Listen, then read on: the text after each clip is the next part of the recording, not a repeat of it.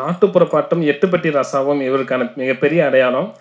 தமிழ் சினிமாவில் மட்டும் இல்லை, தமிழ் சமூகத்திலேயே நாட்டுப்புற கலைஞர்களுக்கு ஒரு மிகப்பெரிய கௌரவத்தை தேடி கொடுத்த படைப்புகள் இவரோட படைப்புகள். இப்போவும் கூட நான் வந்து இயங்கிட்டே இருப்பேன் அப்படின்னு சொல்லிட்டு பாமர இலக்கியம்னு ஒரு மாபெரும் நூலை படிச்சிருக்காரு.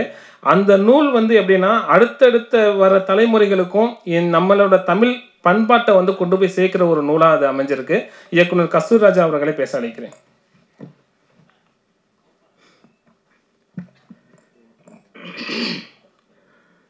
என் இனமே, நான் எழுத்தை சொன்னேன். உங்கள் எல்லாருக்கும், மேடையில் இருக்கிறவங்களுக்கும் பணிவான வணக்கம். ஏன்னா உங்ககிட்ட பணிவாக தான் பேசி ஆகணும். நான் கொஞ்சம் வாய் வீசி பேசுவேன், பட்டு மனசில் ஒன்றும் இருக்காது. அதை நீங்கள் தப்பாக எடுத்துக்காதீங்க. ஏன்னா இது ஒரு சரியான இடம். வரும்போதே ஒருத்தர் சொன்னாங்க, குறைவாக இருக்கிறாங்கன்னு நினைக்காதீங்க அப்படின்ட்டு. ஒரு எழுதுகோல் போதுமானது. இங்கே எத்தனை எழுதுகோல் இருக்கு பாருங்க. ஒரே ஒரு எழுதுகோல். அரை நூற்றாண்டாக அதற்கு முன்பிருந்தும் தமிழ்நாட்டை ஆண்டது எழுதுகோல்தான். நான் யாரை சொல்லுகிறேன் என்று உங்களுக்கு புரிந்திருக்கும். பராசக்தி தொடங்கி இன்று வரை தமிழ் துறையுலகத்தை ஆண்டு கொண்டிருந்தது எழுதுகோல்தான். நடிகர் திலகம் சிவாஜி கணேசன் என்கிற பொக்கிஷத்தை நமக்கு கொடுத்தது எழுதுகோல்தான். அந்த எழுதுகோலுக்கு சொந்தக்காரர்களாகிய உங்களை, எங்களை போன்ற படைப்பாளிகளை படைக்கும் படைப்பாளிகளாகிய உங்களை ரொம்ப ரெக்வஸ்ட் பண்ணி ஒன்று கேட்கணும்னு நினைக்கிறேன்.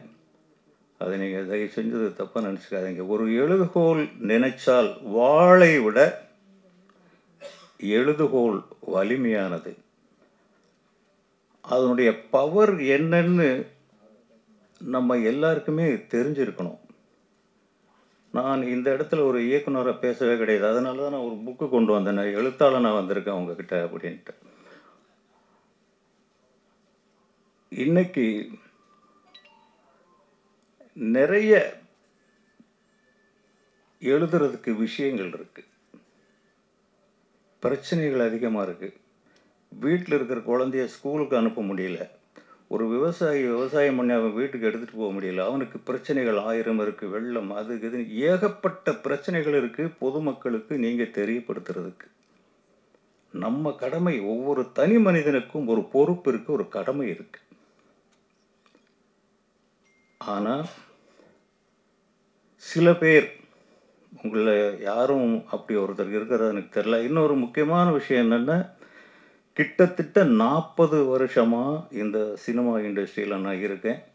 இதில் நிறைய பேரை என்ன தெரிஞ்சிருக்கலாம், தெரியாட்டியும் கூட கேள்விப்பட்டிருக்கலாம். எனக்கு சில விஷயங்களை சொல்ல வேண்டிய பொறுப்பும் கடமையும் சமுதாய உணர்வும் இருக்குது. எழுதுறதுக்கு இவ்வளவு பிரச்சனைகள் நாட்டில் இருக்கும்போது, போர் வெடிக்குது, அது வெடிக்குது, இது நடக்குது. தனி மனித வாழ்க்கையை பற்றி எழுதுறது மட்டுமே குறிக்கோளாக சிலர் வச்சிருக்காங்க. அவங்களுடைய சிந்தனைய கொச்சையா இருக்கு.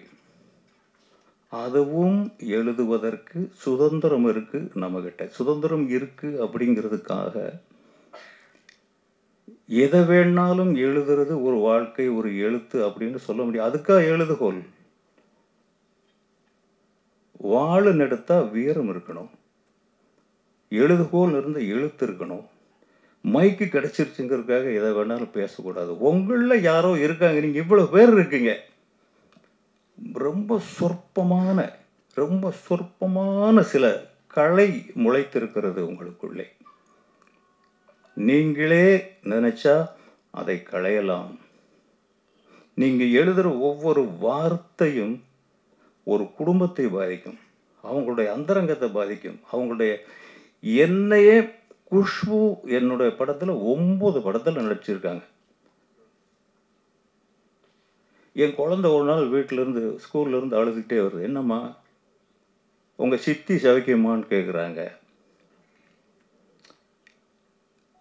Because media. குஷ்பு எனக்கு சகோதரி மாதிரி. நான் அவங்களுக்கு படம் பண்ணணுன்னா ஃபோன் பண்ணுவேன். எப்போ சார் டேட்? ஏம்மா படம்னா எப்போ, என்ன கதை, என்ன கேரக்டர் கேட்க மாட்டியா? சார் 8 படம் 7 படம் பண்ணியாச்சு, நான் தேவையில்லைன்னு நீங்கள் ஏன் கூப்பிட போகிறீங்க? இதுதான் எங்களுக்குள்ளே இருந்த ஒரு உறவு. அந்த பேனால மை இருக்குங்கிறதுக்காக எதை வேணாலும் எழுதி வாழலாம்ங்கிற முடிவுக்கு எடுத்தாச்சுன்னா என்ன தொழில் பண்ணி வேணாலும் வாழலாம். பணம் தான் பெருசுன்னா பணம் பல வழிகளில் வருது. இது ஒரு சரியான இடம்ங்கிறதுனால நான் என்ன சொல்கிறேங்கிறது எல்லாருக்குமே புரிஞ்சிருக்கும். உங்களில் யாராவது சிலர் அந்த தவறுகளை களையிறதுக்கு முயற்சி பண்ணிங்கன்னா ரொம்ப பேருடைய இதயங்கள் உங்களை வாழ்த்தும். நன்றி, வணக்கம்.